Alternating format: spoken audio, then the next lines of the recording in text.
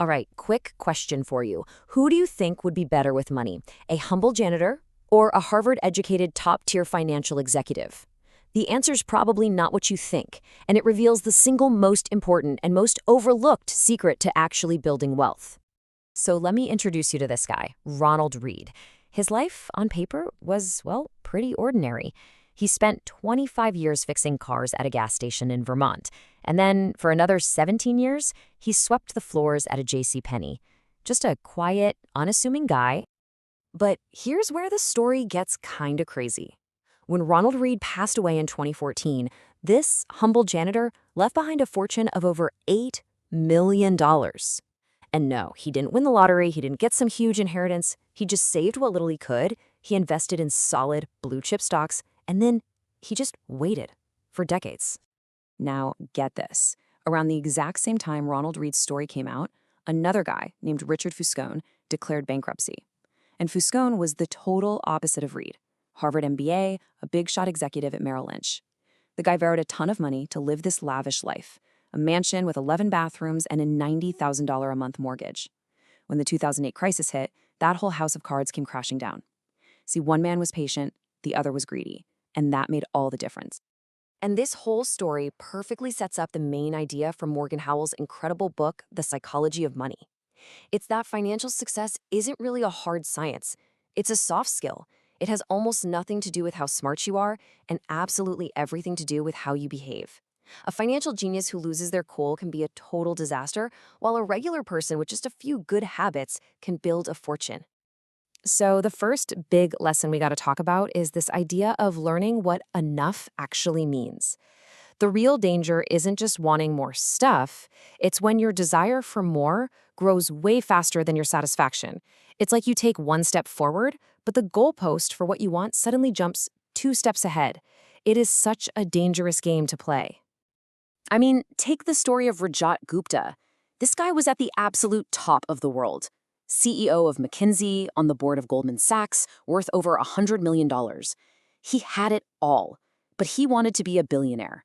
So he got into insider trading, threw away his entire reputation, his freedom, everything, for money he absolutely did not need.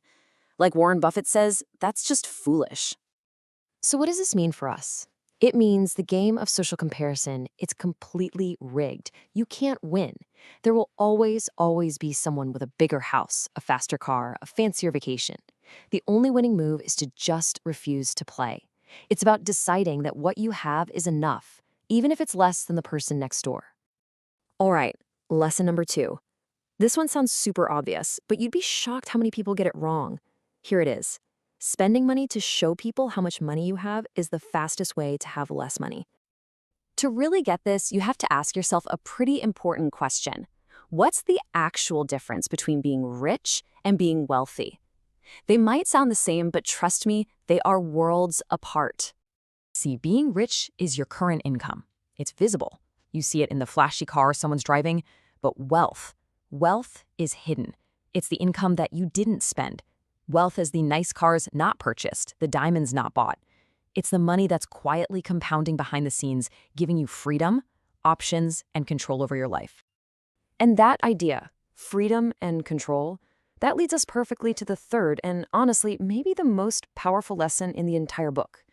The greatest thing that money can possibly buy isn't a fancy car or a big house. It's something way more valuable. It turns out a psychologist named Angus Campbell figured this out a long time ago.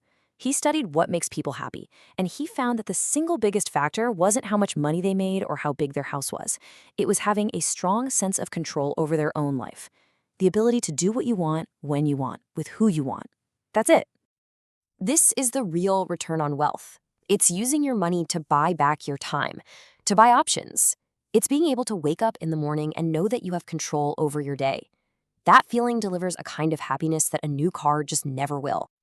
So I want to share one last idea, the one that really hit home for me from this book. And it's this.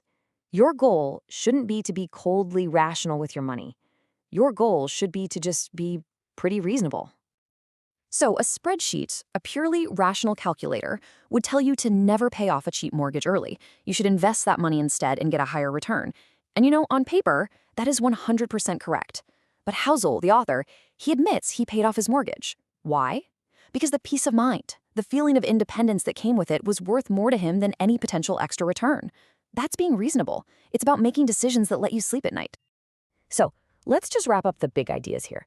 Number 1, your behavior is always going to be more important than your brains. 2, the hardest but most important money skill is getting the goalposts to stop moving. 3, real wealth is hidden. It's the money you don't spend. And finally, the ultimate thing money can buy you is control over your own time. I honestly cannot recommend The Psychology of Money enough. It is packed with stories just like these that will completely change how you think about your finances. But I'm curious for you, which of these lessons really hit home the most? Drop your biggest takeaway in the comments below. I'd love to hear it.